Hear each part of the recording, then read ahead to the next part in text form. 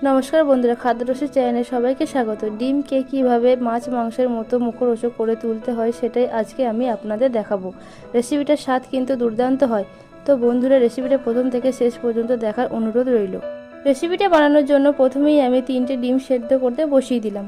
ডিমটা সেদ্ধ হতে থাকুক, এদিকে মশলার উপকরণগুলো দেখে নিন। 2টো পেঁয়াজকে আমি এইভাবে কেটে নিয়েছি, আর নিয়েছি 4-5টা কাঁচা লঙ্কা, 1 ইঞ্চি আদা, 6-7 কোয়া রসুন। একটা বাটিতে 3টে এলাচ, 2-4টে গোলমরিচ, 4-5টা লবঙ্গ, একটু দারচিনি, 1 চামচ গোটা ধনে, 1 চামচ গোটা জিরে। ডিমগুলো সেদ্ধ হয়ে গেছে, ঠান্ডা জলে ডুবিয়ে রেখেছিলাম। এবার ডিমের খোসাগুলো ছাড়িয়ে নেব। ডিমগুলো খোসা ছাড়ানো হয়ে গেছে। এবার একটা ছুরি দিয়ে ডিমের গায়ে একটু একটু করে কেটে নেব, যাতে তেল মশলার ফ্লেভার ডিমের মধ্যে ঢুকে যায়। এবার ডিমগুলোকে সামান্য লবণ মাখিয়ে রেখে দেব। আমি কড়াইতে কিছুটা পরিমাণ তেল দিয়ে দেব। তেলটা গরম হয়ে গেলে শুকনো মশলাগুলো দিয়ে দিচ্ছি।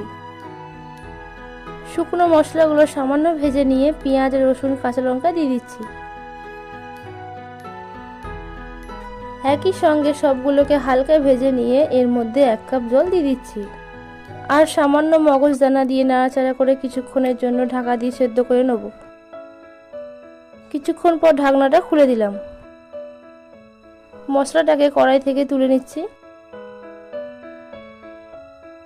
এবার মশলাটাকে পেস্ট করার জন্য মিক্সার জারে দিয়ে দিচ্ছি, আর দিচ্ছি 3-4 চামচ টক দই। মশলাটা পেস্ট হয়ে গেছে।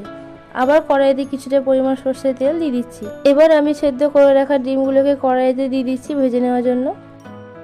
সামান্য নাড়াচাড়া করে আমি ডিমগুলোকে ভেজে নিচ্ছি। ডিম ভাজা হয়ে গেছে, আমি তুলে নিচ্ছি। ওই তেলের মধ্যেই একটা তেজপাতা ফোড়ন দিয়ে দিচ্ছি। তারপর পেস্ট করে রাখা মশলাটা দিয়ে দিলাম। সামান্য লবণ আর চিনি দিয়ে মশলাটা ভালো করে কষিয়ে নেব। মশলাটা কষানো হয়ে গেছে, এবার জল দিয়ে দিচ্ছি। জল সমেত মশলাটা কিছুক্ষণ রান্না করে নিয়ে এবার এর মধ্যে ডিমগুলো দিয়ে দিলাম।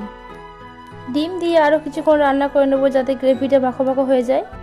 সব শেষে 1 চামচ ঘি দিয়ে নাড়াচাড়া করে দিলে ডিমের এই রেসিপি রেডি হয়ে যাবে। তো বন্ধুরা, ভিডিওটি ভালো লাগলে একটা লাইক আর চ্যানেলটি সাবস্ক্রাইব করে দেবেন।